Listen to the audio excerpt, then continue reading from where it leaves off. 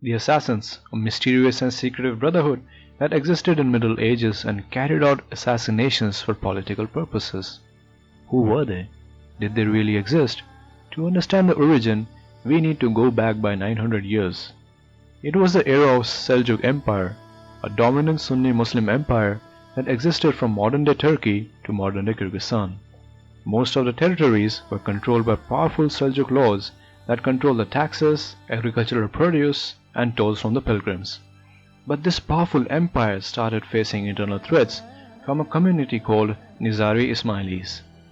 The Ismailis were a part of Shia Islam, and Nizaris were formed by a further split in Ismailism. The teachings of Nizari Ismailis greatly emphasized on reasoning and social justice, and these were the basic principles that laid the foundation of the Assassin Brotherhood.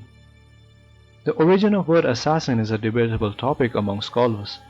The most accepted theory comes from the records of the famous Italian traveler Marco Polo. According to his records, the word assassin actually comes from the word hashashin, which again comes from the word hashish, a widely known drug. It was believed that the assassins carried out murders after smoking hashish and hence gaining the name hashashin.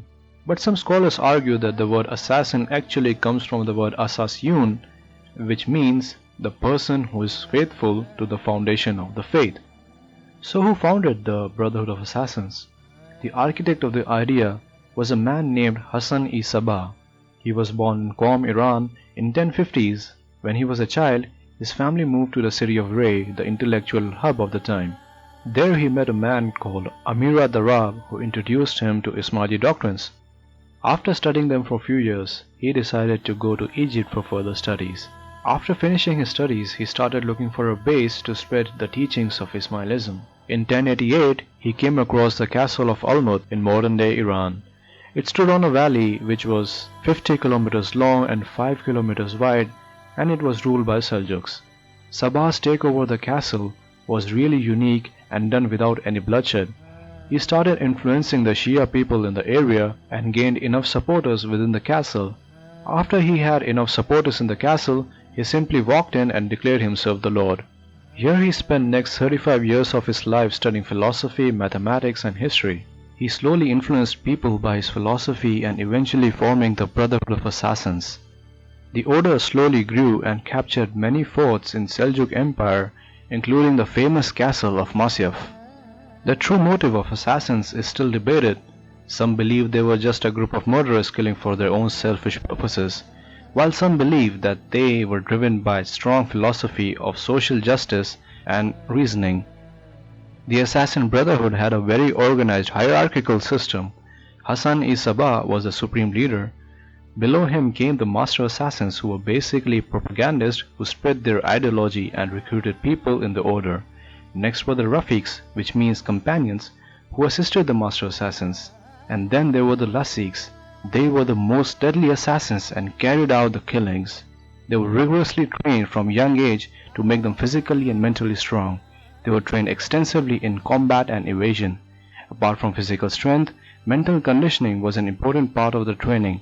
They were trained in languages and culture in order to blend in the crowd during the mission.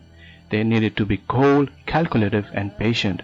The assassins usually carried out assassinations in broad daylight as a sign of intimidation and also to send a powerful message to other rivals. Although they were proficient in wide range of weaponry, the dagger, sometimes laced with poison, was a primary choice.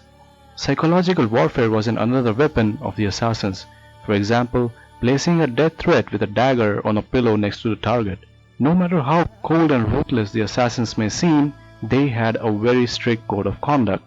Innocent civilians, women, and children were never harmed. In fact, some documents found in Almut state that killing of an innocent civilian could lead from expulsion from the order. There are many legends surrounding the Assassin Brotherhood. According to Marco Polo's records, Hassan-i Sabbah was termed as the old man in the mountains who commanded an army of deadly killers. Another legend is of the secret library of Almut, built by Hassan-i Sabbah. It is said that library contained rare scripts and documents, and it was home to many unique artifacts. However, no such historical evidence has been found, and most of the claims are based on stories and legends. The era of assassins wasn't very long. The assassins were eradicated by Mongols in 1235. The bombers attacked most of the forts held by assassins, including the Masyaf castle. After the fall of Olmütz in 1256, the assassins lost all their power and influence in the region. Eventually, the Brotherhood was crushed.